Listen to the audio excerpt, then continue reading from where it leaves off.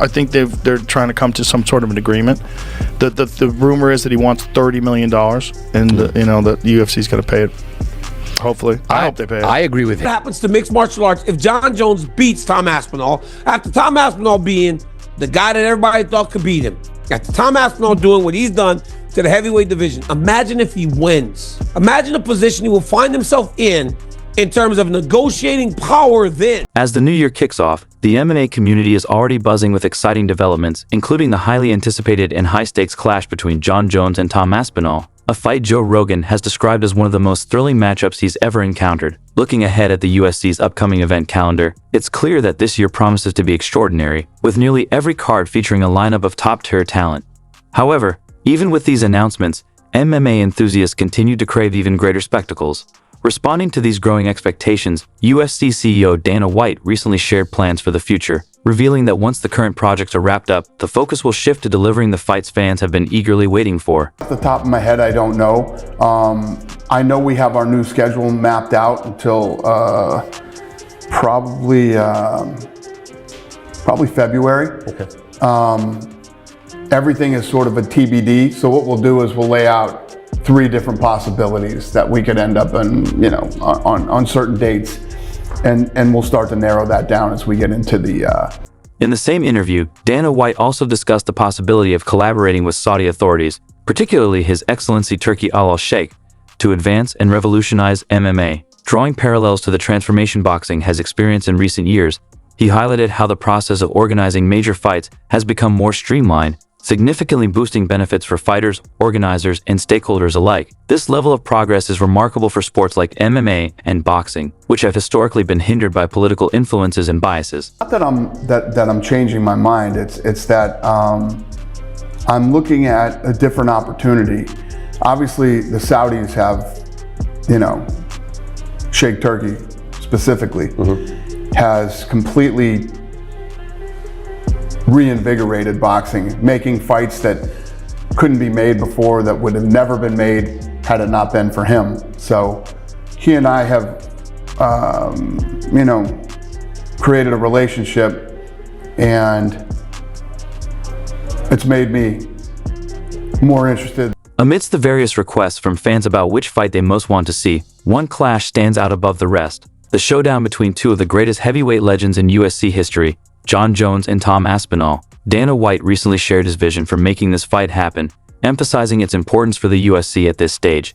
Not only is it a matchup that fans are eagerly anticipating, but it also has the potential to serve as a heavyweight title unification bout, which would draw significant attention to the sport as a whole. This every year, and this year, it would be Aspinall Jones.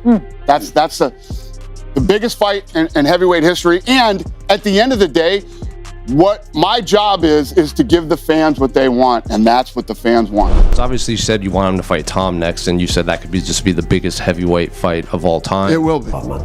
That might be the best fight in MMA. I don't disagree. I don't disagree. People will lose their minds if either one of those fights happen.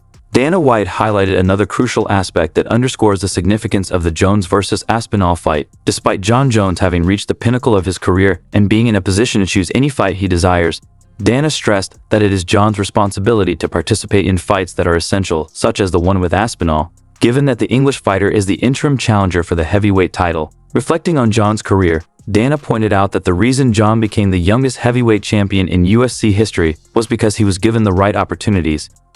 Now, Dana believes it's time for Jon to offer the same opportunities to younger fighters, rather than focusing solely on personal pursuits, like a potential fight with the formidable Alex Pereira. Jon Jones has had a career that, if he wants something, we would do it. But you can't just want to do a fun fight and not fight the interim heavyweight champion, the guy who's next. Because if Jon Jones retired on Saturday, Tom Aspinall would be the heavyweight champion. So, opportunities were given to Jon Jones. He was 23. He was the youngest heavyweight champion of all time. Now, as he sits where he sits, it's his obligation to give it to the younger guy, to give him that opportunity. And if he beats Tom Aspinall, then yes, I would do the Alex Pereira fight. Shifting to his perspective on the potential fight, Dana White's support for Jon Jones is evident, given the mutual respect and cordial relationship between them. Dana, who has consistently backed Jones throughout his career from his early days as a young fighter, stated that while Tom Aspinall is undoubtedly a remarkable fighter who has earned his place, there is no one in combat sports today who can surpass Jon's greatness. Dana emphasized that Jon, at 37, has achieved the impossible by remaining at the top of the sport and accomplishing feats that have never been seen before in MMA history. And then he would go for the head kick and slipping punches. I mean, he's going to be 38 years old this summer. He looked incredible. I just don't know how any of you don't see that this guy's the fucking greatest fighter in the history of people fighting. He's 37 going on 38. And again, tonight, he went in and did what he did. He's fucking unbelievable. And as long as he's active, he's the pound-for-pound best fighter in the world. Similar to his close friend and ally Dana White, renowned UFC commentator and popular podcaster Joe Rogan weighed in on the potential fight, stressing that it is a must-see and should be the top priority for this year, regardless of any other upcoming matchups. Joe further sparked controversy by revealing some insider information, claiming that while the fight has yet to be finalized, there are rumors circulating about its massive price tag, estimated to be a staggering $30 million. Aspinall, I think they're trying to come to some sort of an agreement. The rumor is that he wants $30 million, and that the UFC's going to pay it. Joe Rogan also shared his analysis of the potential fight and the chances both fighters have of winning. Regarding Jon Jones, Joe acknowledged that while Bones may not be a true heavyweight, he is still a formidable force. Despite his relatively smaller size, Jon has consistently dominated some of the most accomplished heavyweight fighters in the world since the start of his career. Joe highlighted Jon's immense power, but also praised his exceptional stamina and fight IQ, which allow him to systematically break down his opponents.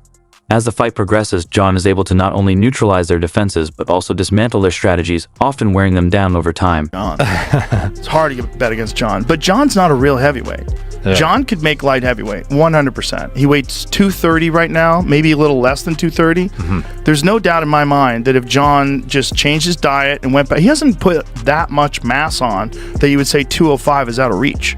No, it's fluffy weight. Yeah. A lot of it too. Yeah, I mean, look, he had always had the reputation of all the heavyweights up at Jackson Winklejohn. Top 10 in the world as a heavyweight. I thought it was the shit. He fucked me up. He goes, he beat my ass.